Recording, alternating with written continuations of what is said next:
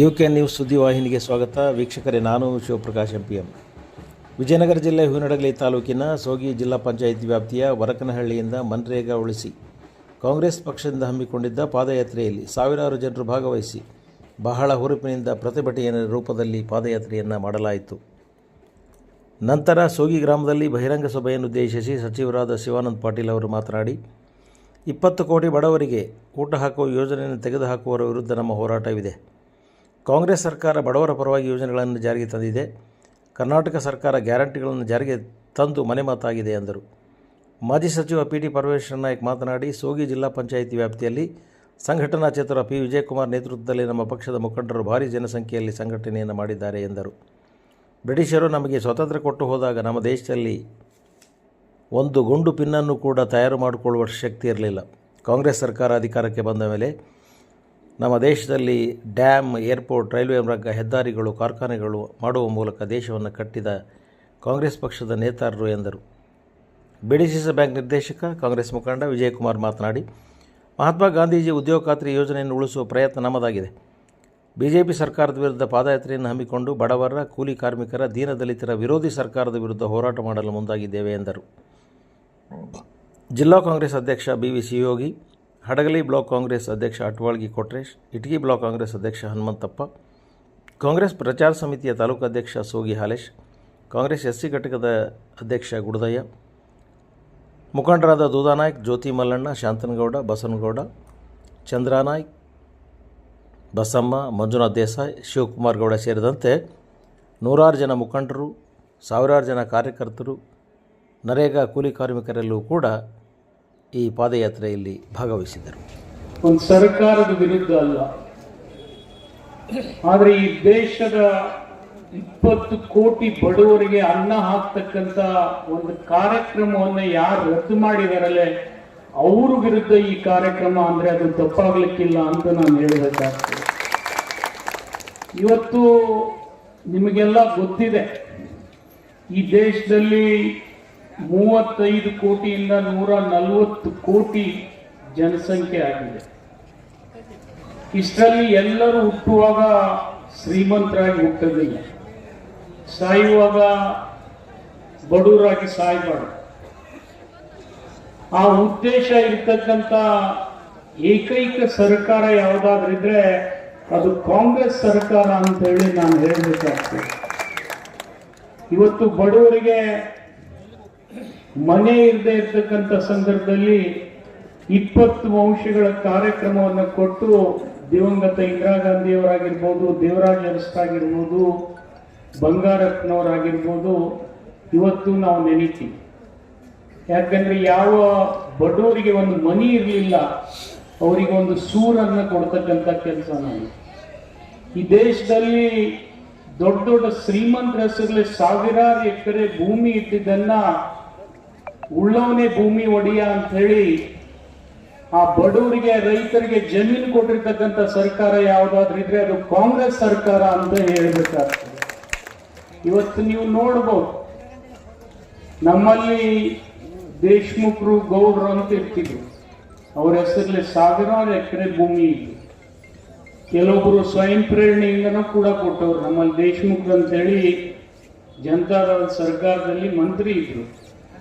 ಅವರು ಸಾವಿರಾರು ಎಕರೆ ಜಮೀನನ್ನ ಬಡವರಿಗೆ ಹಂಚಿದ್ರು ಕಾನೂನು ಬಂದ. ಅಂತ ಶ್ರೀಮಂತ ಹೃದಯವಿರ್ತಕ್ಕಂಥ ಜನ ಕೂಡ ಇದೆ. ಆದ್ರೆ ದುರ್ದೈವಶ ಇವತ್ತು ನಾನು ಯಾವುದೇ ವ್ಯಕ್ತಿಗಳಿಗೆ ಬೈಲಿಕ್ಕೆ ಬಂದಿಲ್ಲ. ಆದ್ರೆ ಈ ದೇಶದಲ್ಲಿ ಒಂದು ಕಾನೂನುಗಳು ಒಂದೊಂದು ಸಮಯಕ್ಕೆ ಒಂದೊಂದು ಸಂದರ್ಭಕ್ಕೆ ಅನುಸಾರವಾಗಿ ಸೃಷ್ಟಿಯಾಗಿರ್ತಕ್ಕಂಥ ಕಾರ್ಯಕ್ರಮಗಳು. ಇವತ್ತು ಉಳ್ಳವನು ಭೂಮಿ ಒಡೆಯ ಅಂದ್ರೆ ಯಾರು ಬೆವರು ಸುರಿಸಿ ಇವತ್ತು ವ್ಯವಸಾಯ ಮಾಡ್ತಿದ್ರು ಅವ್ರಿಗೆ ಜಮೀನು ಕೊಡ್ತಕ್ಕಂಥದ್ದು ಒಳ್ಳೆ ಕಾನೂನು. ಆದ್ರೆ ಅದನ್ನ ಕೊಟ್ಟಿರ್ತಕ್ಕಂಥ ರಾಜ್ಯ ಯಾವ್ದಾದ್ರು ಮುಂಚೂಣಿಯಲ್ಲಿದ್ರೆ ಅದು ಕರ್ನಾಟಕ ಅಂತೇಳಿ ನಾನು ದಿವಂಗತ ದೇವರಾಜ ಅರಸರನ್ನ ನೆನೀಬೇಕಾಗ್ತದೆ. ಇವತ್ತು ಬಡವರಿಗೆ ಮನೆ ಇರಲಿಲ್ಲ ಅಂತ ಹೇಳಿ ಮನೆ ಕೊಟ್ಟಿರ್ತಕ್ಕಂಥವ್ರು ಬಂಗಾರಪ್ಪನವರು.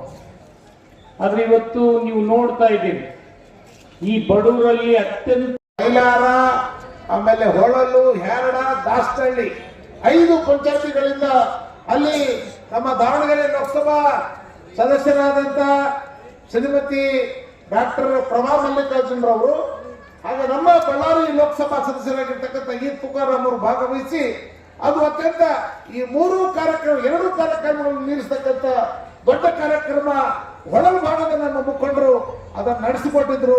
ಅವರಿಗೂ ಸಹ ತುಂಬಾ ಧನ್ಯವಾದಗಳನ್ನು ಸಲ್ಲಿಸಲಿಕ್ಕೆ ಬಯಸ್ತಾ ಇದ್ದೇನೆ. ಈ 3 ಕಾರ್ಯಕ್ರಮಗಳನ್ನು ಮೀರಿಸತಕ್ಕಂಥ ಕಾರ್ಯಕ್ರಮ ಇವತ್ತು ಸೋಗಿ ಜಿಲ್ಲಾ ಪಂಚಾಯತಿ ವ್ಯಾಪ್ತಿಯಲ್ಲಿ ಹೇಳುವುದಾಗ್ತಕ್ಕಂಥದ್ದು ಬಹಳ ಹೆಮ್ಮೆ ಪಡ್ತಕ್ಕಂಥ ವಿಚಾರ. ಇವತ್ತು ಇಡೀ ಹಳದಿ ವಿಧಾನಸಭಾ ಕ್ಷೇತ್ರ ಇವತ್ತು ಕಾಂಗ್ರೆಸ್ ಪರವಾಗಿದೆ ಅಂದ್ರೆ ಅದು ಅತಿಶೋಕ್ತಿ ಆಗಲಾರದು ಅಂತಕ್ಕಂಥ ಮಾತನ್ನ ನಾನು ತಮ್ಮೊಟ್ಟಿಗೆ ಹಂಚಿಕೊಳ್ಳಲು ಬಯಸ್ತಾ ಇದ್ದೇನೆ. ಇದು ಪಶ್ಚಾತ್ತಾಪ, ಇದು ಪಾದಯಾತ್ರೆ ಜೊತೆಗೆ ಪಶ್ಚಾತ್ತಾಪ ಯಾತ್ರೆ ಎರಡನ್ನು ಸೇರಿಸಿ ನಮ್ಮ ಮುಖಂಡರು ಕಾರ್ಯಕರ್ತರು ಈ ಪಾದಯಾತ್ರೆಯಲ್ಲಿ ಪಾಲ್ಗೊಂಡಿದ್ದೀರಿ. ಇದು ಬಡವರ ಕಾರ್ಯಕ್ರಮ.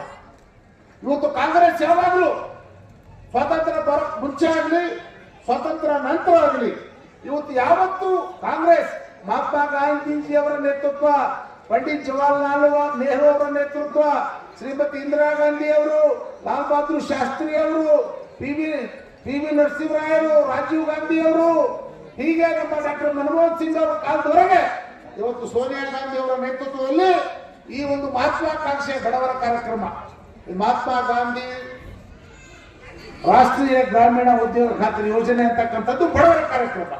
ಬಡವರಿಗೆ ಕೂಲಿ ಕೊಡಬೇಕು, ಬಡವರು ಗುಳೆ ಹೋಗಬಾರ್ದು, ಬಡವರು ಕಷ್ಟಪಡಬಾರದು, ಬಡವರು ಪಶ್ಚಾತ್ತಾಪ. ಟೋಪಿ ಯಾರ ಟೋಪಿ ಇದು? ಇಲ್ಲಿ ನೋಡಪ್ಪ, ಯಾರು ಇಲ್ಲಿ ನಮ್ಮ ಕಡೆ ನೋಡೋ, ಅವ್ರು ಹೆಂಗೆ ಕೊಡ್ತೀವಿ.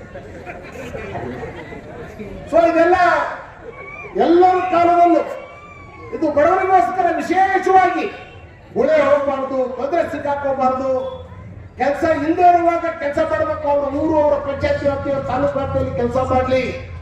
ಐತಿಹಾಸಿಕ ಕಾರ್ಯಕ್ರಮ ದೇಶದ ಇತಿಹಾಸದಲ್ಲಿ ಈ ಹಿಂದೆ ಯಾರು ಮಾಡಿರಲಿಲ್ಲ, ಮುಂದೆ ಮಾಡೋದಿಲ್ಲ. ಗಂಡು ಹೆಣ್ಣಿಗೆ ಸಮಾನ ಕೂಲಿಯನ್ನ ಕೊಡ್ತಕ್ಕಂಥ ಐತಿಹಾಸಿಕ ಕೆಲಸ ಶ್ರೀಮತಿ ಸೋನಿಯಾ ಗಾಂಧಿ ಅವರು ಮತ್ತು ಮನಮೋಹನ್ ಸಿಂಗ್ ಅವರು ಜಾರಿಗೆ ತರೋದ್ರ ಮೂಲಕ ಬಡವರಿಗೆ ಶಕ್ತಿಯನ್ನು ತುಂಬತಕ್ಕಂಥ, ಬಡವರ ಆರ್ಥಿಕ ಮಟ್ಟವನ್ನು ಹೆಚ್ಚಿಸ್ತಕ್ಕಂಥ ಕೆಲಸವನ್ನು ಮಾಡಿದ್ದು ಕಾಂಗ್ರೆಸ್ ಪಕ್ಷ ಅಂತಕ್ಕಂಥದ್ದನ್ನ ನಾವ್ಯಾರು ಮರಿಬಾರ್ದು. ಇವತ್ತದಲ್ಲ ಬಿಬಿಜಿ ರಾಮ್ಜಿ ಅಂತ ನಮಗೆ ಅರ್ಥ ಆಗಲ್ಲ. ಬಿಬಿಜಿ ರಾಮ್ಜಿ ಅಂದ್ರೆ ಏನಂತ ನಾವಿನ್ನೂ ಗೊತ್ತಾಗ್ತಿಲ್ಲ. ನಾವು ಆ ಹೊಸ ಕಾಯ್ದೆಯನ್ನು ತಂದು ಆ ಹೊಸ ಕಾಯ್ದೆಯ ಮೂಲಕ ಇವತ್ತು ಬಡವರಿಗೆ ಒಕ್ಕಲೆಬ್ಸ್ತಕ್ಕಂಥ, ಬಡವರನ್ನ ಅದರಿಂದ ದೂರ ಇಡ್ತಕ್ಕಂಥ, ಬಡವರನ್ನ ಗ್ರಾಮದವರೆಗೆ ಪಾದಯಾತ್ರೆಯನ್ನು ಮಾಡಿದ್ವಿ. ಇದರ ಉದ್ದೇಶ ಮಹಾತ್ಮ ಗಾಂಧಿ ನರೇಗಾ ಯೋಜನೆಯನ್ನ ಉಳಿಸೋದಕ್ಕೋಸ್ಕರ ನಾವು ಪಾದಯಾತ್ರೆಯನ್ನು ಮಾಡಿ ನಾವು ವಿಬಿಜಿ ರಾಮ್ಜಿಯನ್ನ ವಿರೋಧವನ್ನು ಮಾಡಿ ಇವತ್ತು ಈ ಸಭೆಯಲ್ಲಿ ತಾವೆಲ್ಲ ಪಾಲ್ಗೊಂಡಿದ್ದೀರಿ. ಬಂಧುಗಳೇ, ಇವತ್ತು ಮಹಾತ್ಮ ಗಾಂಧೀಜಿಯವರ ಚಿಂತನೆಗಳ, ಮಹಾತ್ಮ ಗಾಂಧೀಜಿಯವರ ಪರಿಕಲ್ಪನೆಗಳನ್ನ ಆಧಾರವಾಗಿ ಇಟ್ಕೊಂಡು ನಮ್ಮ ಅಂದಿನ ಪ್ರಧಾನಿಯಾಗಿರ್ತಕ್ಕಂಥ ಮನಮೋಹನ್ ಸಿಂಗ್ ಅವರು ಈ ಇಂತಹ ಮಹತ್ತರ ಯೋಜನೆಯನ್ನ ಬಡವರ ಪರವಾಗಿ, ಕೂಲಿ ಕಾರ್ಮಿಕರ ಪರವಾಗಿ ಇಂಥ ಯೋಜನೆಯನ್ನ ತಂದಿದ್ರು. ಆದ್ರೆ ಇವತ್ತು ಬಿಜೆಪಿಯವರು ಈ ಬಡವರ ಬಾಳಿಗೆ ಬೆಂಕಿಯನ್ನಿಟ್ಟಿರ್ತಕ್ಕಂಥದ್ದು ತಮ್ಮ ಮುಂದಿನ ದಿನಮಾನಗಳಲ್ಲಿ, ಅಂದ್ರೆ ಇನ್ನು 30 ದಿನಕ್ಕೆ ನಿಮಗೆ ಎಲ್ಲರಿಗೂ ಗೊತ್ತಾಗ್ತದೆ. ಅಂದ್ರೆ 30 ದಿನ ಕಳೆದ ನಂತರ ನಿಮಗೆ ಯಾರಿಗೂ ಉದ್ಯೋಗ ಇಲ್ಲ. ಯಾಕಂದ್ರೆ ಅವರ ಸಂಪೂರ್ಣ ಈ ಯೋಜನೆಯನ್ನ ಅಥವಾ ಈ ಯೋಜನೆಯ ಸ್ವರೂಪವನ್ನ ಸಂಪೂರ್ಣವಾಗಿ ಬದಲಾವಣೆ ಮಾಡಿದ್ದಾರೆ. ಇಷ್ಟೇ ಬಂಧುಗಳೇ, ನೀವು ಇವತ್ತು ಪುಟ್ಟಿ ಶೆಲ್ಕಿ ಹಿಡ್ಕೊಂಡು ಕೆರೆ ಹತ್ರನೋ ಹಳ್ಳದಾಗೋ ಅಥವಾ ನಮ್ಮ ಹೊಲದ ಬದಿಯನ್ನ ಕೆಲಸ ಮಾಡೋದಕ್ಕೆ ಹೋಗ್ತಿದ್ರಿ. ಒಂದು ಉದಾಹರಣೆ ಹೇಳ್ಬೇಕಂದ್ರೆ ಕೂಸಿನ ಮನೆ ಅಂತ ಇತ್ತು. ಈ ಎಲ್ಲಾ ಯೋಜನೆಗಳನ್ನ ಸ್ವರೂಪವನ್ನು ಬದಲಿ ಮಾಡಿ ಈಗ ಅವ್ರು ಏನ್ ಮಾಡ್ತಾರೆ, ಈ ಬಸ್ ಸ್ಟ್ಯಾಂಡ್ ಕಟ್ಟಡ ಮಾಡ್ತಿರ್ತಾರೆ. ಅಲ್ಲಿ ವೆಲ್ಡಿಂಗ್ ಹಿಡಿಬೇಕು, ವೆಲ್ಡಿಂಗ್ ಹಿಡಿಯೋದಕ್ಕೆ ಕೆಲಸ ಕೊಡ್ತಾರೆ. ಅಲ್ಲಿ ನಮ್ಮ ಹೆಣ್ಮಕ್ಳಿಗೆ ಯಾರಿಗೆ ವೆಲ್ಡಿಂಗ್ ಹಿಡಿಯಕ್ ಬರ್ತೈತಿ, ಯಾರಿಗೆ ಗೋಡೆ ಕಟ್ಟಕ್ ಬರ್ತೈತಿ, ಇಂತ ಹಲವಾರು ಅಲ್ಲಿ ಯೋಜನೆಗಳಲ್ಲಿ ಅದರಾಗೆ ನಿಯಮಗಳನ್ನು ಬದಲಾವಣೆ ಮಾಡಿ ನಮ್ಮ ಬಡವರ ಕೂಲಿ ಕಾರ್ಮಿಕರಿಗೆ ಉದ್ಯೋಗ ಸಿಗದ ಹಾಗೆ ಮಾಡಿರ್ತಕ್ಕಂಥದ್ದು ನರೇಂದ್ರ ಮೋದಿ ಅವರು. ಅವರಿಗೆ ನಮ್ಮೆಲ್ಲ ಕಾರ್ಯಕರ್ತರ, ಬಡವರ ಮತ್ತು ಪಕ್ಷದ ಪರವಾಗಿ ನರೇಂದ್ರ ಮೋದಿ ಅವರಿಗೆ ಧಿಕ್ಕಾರವನ್ನು ಕೂಗೋಣ ಬಂಧುಗಳೇ. ನರೇಂದ್ರ ಮೋದಿ ಅವರಿಗೆ, ನರೇಂದ್ರ ಮೋದಿ ಅವರಿಗೆ ಬಂಧುಗಳೇ. ಈಗ ನಮ್ಮ ದೇಶದ